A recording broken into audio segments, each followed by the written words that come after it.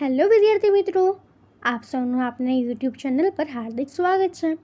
તો આજે હું તમારા માટે લઈને આવી ગઈ છું ધોરણ 8 વિષય હિન્દી પાઠ 7 સોચ अपनी अपनी ના સ્વાધ્યાય અને અભ્યાસના તમામ પ્રશ્નોના ઉત્તરોની સમજૂતી. તે પહેલાં તમે જો આપણી ચેનલને લાઈક, શેર અને સબસ્ક્રાઈબ ન કરી હોય તો તે જરૂરથી કરી દેજો. તો ચાલો આપણા તમામ પ્રશ્નોના ઉત્તરોની સમજૂતી મેળવીએ. તો અહીં આપણો પહેલો પ્રશ્ન આપ્યો છે, नीचे दिए गए चित्रों को ध्यान से देखिए, फिर उन पर आधारित प्रश्नों पर कक्षा में वाद विवाद करवाइए. तो અહીં આપણને આ બે ચિત્ર આપ્યા છે. તો એના પરથી આપણો પહેલો પ્રશ્ન છે, दोनों चित्रों में क्या अंतर है? उत्तर, दोनों चित्रों में से एक चित्र गांव का और दूसरा नगर का है. गांव के चित्र में नदी है, उसके घाटों पर नहाते, कपड़े धोते, पानी भरते और काम करते लोग हैं. गांव में कच्चे घर है, लोग मामूली कपड़े पहने हुए हैं, लेकिन गांव में बड़ी शांति का वातावरण है. नगर के चित्र में चौड़ी और दो तरफा सड़क है, पक्के मकान हैं, सड़क पर वाहन चल रहे हैं, वाहनों के कारण शोर है, लोग आधुनिक वेशभूषा में हैं. तो હવે એના પછીનો આપણો બીજો પ્રશ્ન છે, गांव तथा नगर के जीवन में क्या अंतर है और तुम्हें कौन सा जीवन रुचिकर लगता है और क्यों? उत्तर, गांव के जीवन में सादगी और सरलता है, किसी तरह की बनावट और तड़क भड़क नहीं है, लोग शांति से अपने अपने काम करते हैं, नदी कुएं का पानी पीते हैं, वे अपने खेतों में उगाया अनाज तथा ताज़ी सब्जियां खाते हैं, लोग कच्चे घरों में रहते हैं पर उनका जीवन प्रकृति के बहुत नज़दीक होता है.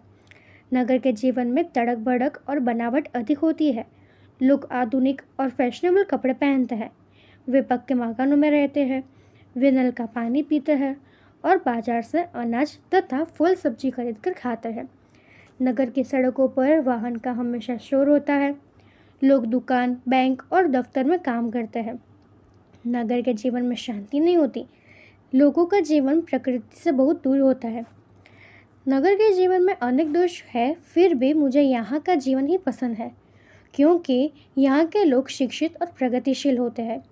नगर में अच्छे स्कूल और कॉलेज होते हैं, इनके कारण मनपसंद शैक्षणिक योग्यता प्राप्त की जा सकती है.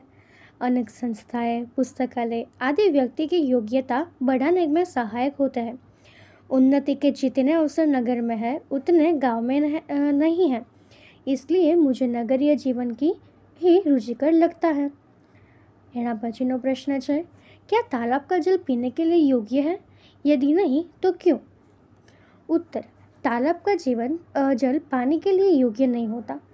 तालाब चारों ओर से बंद होता है, उसमें चारों ओर से बाहर की धूल मिट्टी गिरती है, पेड़ों के पत्ते गिरकर सड़ते रहते हैं, लोग तालाब के किनारे कपड़े धोते हैं और जानवरों को नहलाते हैं. यह सारी गंदगी तालाब के जल को दूषित कर देती है. यह दूषित जल पीने से हैजा, पेचिश आदि तरह तरह की जानलेवा बीमारियां होने की पूरी संभावना होती है, इसलिए तालाब का जल पीने के लिए योग्य नहीं होता. तो હવે એના પછીનો પ્રશ્ન છે, नीचे दिए हुए मुद्दों के आधार पर विज्ञान वरदान या अभिशाप इस विषय के एक पक्ष पर अपने विचार कारण सहित प्रस्तुत कीजिए. तो અહીં આપણને આપ્યું છે પ્રદૂષણ, बिजली, अंतरिक्ष की खोज, डॉक्टरी सुविधा, दूरभाष, कंप्यूटर, परमाणु बम, पिस्तौल, यातायात और ग्लोबल वार्मिंग. उत्तर, प्रत्येक वस्तु के दो पहलू होता है, एक पहलू उसकी अच्छाई बताता है और दूसरे में उसकी बुराइयां दिखाई जाती है. विज्ञान को भी इस कसौटी पर कैसे तो सबसे पहले उसके अच्छे पहलू हमारे सामने आता है. विज्ञान ने बिजली की खोज कर मानव जाति पर बड़ा उपकार किया है. ट्यूबलाइट, पंखे, AC, cooler, fridge, geyser, lift तथा बिजली से चलने वाली अन्य मशीनें विज्ञान की अद्भुत देन है. डॉक्टरी पेशे के तमाम उपकरण, एलोपैथिक दवाइयाँ विज्ञान ने ही हमें दी है. टेलीफोन और मोबाइल हमें विज्ञान से ही मिले हैं. फिल्में और दूरदर्शन विज्ञान के ही उपहार है. कंप्यूटर देकर तो विज्ञान ने आज की दुनिया ही बदल डाली है. मोटर बस, ट्रेन, हेलीकॉप्टर, हवाई जहाज आदि वाहन भी विज्ञान की ही दी हुई है. विज्ञान के कारण आज मनुष्य अंतरिक्ष में पहुंच गया है. चांद की धरती पर उसने अपने कदम रख दिए हैं. विज्ञान ने इन अनमोल वरदानों के कारण मानव आज धरती पर ही स्वर्ग के सुख लूट रहा है। इन सब वैज्ञानिक आविष्कारों के साथ ही विज्ञान ने बंदूक, पिस्तौल, परमाणु बम जैसे हिंसा और विनाश के साधन भी हमें दिए हैं। विज्ञान के कारण आजकल थल और वायु में प्रदूषण भी बढ़ा है। इसमें संदेह नहीं कि यह विज्ञान के अभिशाप है, परंतु विज्ञान के वरदान की तुलना में इसके अभिशाप खतरनाक होने पर भी कमजोर पड़ जाता है। सच तो यह है कि यदि विज्ञान न होता तो मानव जाति आज भी वही जीवन जीती जो आदिकाल में जंगलों में रहने वाले लोग जीते थे। इसलिए हमें विज्ञान को वरदान और आधुनिक वैज्ञानिकों का आभार मान करना चाहिए। इसने प्रयत्नों से ही हमें वे वैज्ञानिक सुविधाएं मिली है। तो હવે પછીનો પ્રશ્ન છે, कौन शक्तिशाली है, कलम या तलवार? अपने विचार कारण सहित बताइए। उत्तर, कलम लिखने का काम करती है, तलवार युद्ध में काम आती है। कलम के साथ दिमाग की शक्ति जुड़ी होती है, जहाँ तलवार के साथ शारीरिक बल जुड़ा हुआ होता है। कलम कविता, कहानी, उपन्यास, जीवन चरित्र आदि लिखती है। तलवार गले काटती है और खून बहाती है। कलम आनंद देती है, उससे समाज में सुख शांति का प्रचार होता है। वह लोगों के दिल जीतती है, वह बुरों को अच्छा बनाती है। रामायण पढ़कर कितने ही रावण राम बन गए। गांधी जी की आत्मकथा ने कितने ही बुरे लोगों को अच्छा बना दिया। व्यास, वाल्मीकि, कालिदास, तुलसीदास, रविंद्रनाथ टैगोर, शेक्सपियर आदि कलम के कारण मरकर भी अमर हो गए। कलम ने कई सिंहासन पलट दिए हैं। फ्रांस की राज्य क्रांति रूसो और वालियर की कलम की ताकत से ही हुई थी।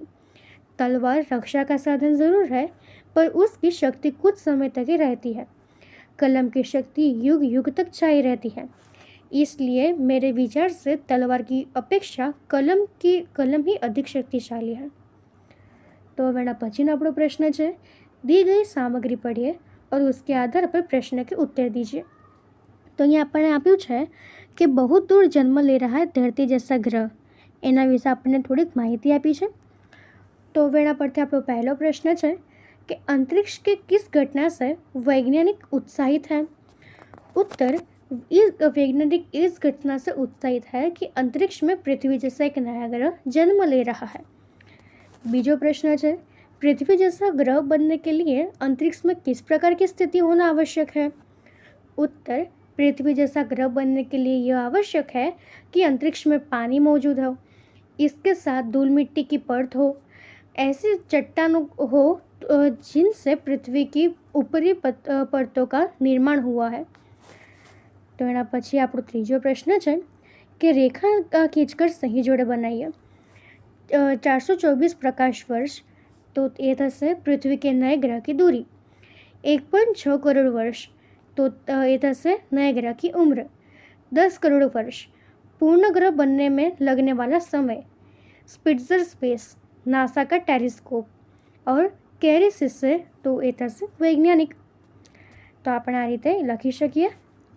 तो હવે આપણો સ્વાધ્યાયમાં આપણો પહેલો પ્રશ્ન છે कि उदाहरण के आधार पर उपसर्ग लगाकर शब्द पुनः लिखिए। तो मैं આપણે ઉદાહરણ આપ્યું છે ભિન્ન તો તે થશે વિભિન્ન। એના પછી છે દેશ તો તે થશે વિદેશ। પકા તો તે થશે અધપકા। ગમ દુર્ગમ। योग प्रयोग।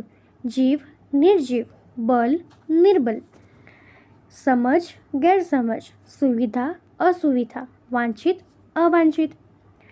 तो एना पछीनो आपणो बीजो प्रश्न है, उदाहरण के आधार पर प्रत्यय लगाकर शब्द पुनः लिखिए। तो आपने उदाहरण आप्યું છે नियम तो थશે नियमित। विदेश विदेशी। प्रकृति प्राकृतिक। पुत्र पुत्री। लापरवाह लापरवाही। चंचल चंचलता। यंत्र यांत्रिक। मानव मानवता। हस तो हसी। तो एना पछीनो त्रीजो प्रश्न है, चित्र के आधार पर काव्य की रचना कीजिए। तो आपने चित्र आप्યું છે एना परथी આપણે काव्य लखीए कि घड़ी लगी दीवार पर टिक टिक कर तो जलती है, दिन हो चाहे रात हो, जाड़ा या बरसात हो, कभी नहीं तो रुकती है। तो આપણે આ પ્રમાણે કવિતા લખી શકીએ। એના પછીનો હવે આપણો ચોથો પ્રશ્ન છે कि देश की उन्नति विकास एवं रक्षा के लिए अब क्या बनना चाहेंगे, किसान या सैनिक, कारण सहित अपने मित्र को पत्र द्वारा बताइए। तो આપણે પત્ર લખી શકીએ કે 15 સુયોગ બોરીવલી પૂર્વ મુંબઈ 40066 तारीख 6/10/2024। प्रिय मित्र राज, सप्रेम नमस्ते। बहुत दिनों के बाद तुम्हारा पत्र आया। चित्रकला प्रतियोगिता में प्रथम पुरस्कार मिलने पर तुम्हें ढेर सारी बधाइयाँ। पत्र में तुमने पूछा है कि किसान या सैनिक बनने के बारे में तुम्हारी पसंद क्या है। बड़ा टेढ़ा सवाल है, क्योंकि हमारे देश में किसान और सैनिक दोनों का समान महत्व है। यदि जवान राष्ट्र का रक्षक है तो किसान हमारा अन्नदाता है। फिर भी मैं तो किसान बनना ही पसंद करूँगा। हमारे देश की जनसंख्या बढ़ती जा रही है। आज भी हमारे यहाँ बहुत से लोगों को 2 वक्त की रोटी तक नहीं मिलती। अनाज महंगे हैं, दालें महंगी है, मसाले महंगे हैं और तेल भी महंगा है। ये सारी चीज़ें सबको सुलभ नहीं होती। देश में लाखों बच्चों कुपोषण के शिकार है, क्योंकि उनके जरूरी पौष्टिक आहार नहीं मिलता। इस खाद्य समस्या का हल कृषि के विकास से ही हो सकता है। खेतों में अनाज, दाल, तिलहन, सब्जियां आदि भरपूर पैदा होगी, तभी सबको सुलभ होगी। देश के जवानों को तो खाद्य पदार्थ की पूर्ति करनी पड़ती है। इस प्रकार वर्तमान परिस्थितियों में किसान बनना ही पसंद करूँगा। इस पत्र के उत्तर में तुम अपनी पसंद के बारे में और ज़रूर बताना। शेष सब कुछ कुशल है। तुम्हारा मित्र प्रसाद परीख। तो તમે આ પ્રમાણેનો પત્ર લખી શકો છો। તો અહીં આપણા તમામ પ્રશ્નોના ઉત્તર પૂર્ણ થાય છે। જો તમને આમાં કોઈ પણ ડાઉટ હોય તો તમે તે કોમેન્ટ સેક્શનમાં જરૂરથી જણાવી શકો છો અને આપણી ચેનલને લાઇક, શેર અને સબસ્ક્રાઈબ જરૂરથી કરી દેજો। Thank you.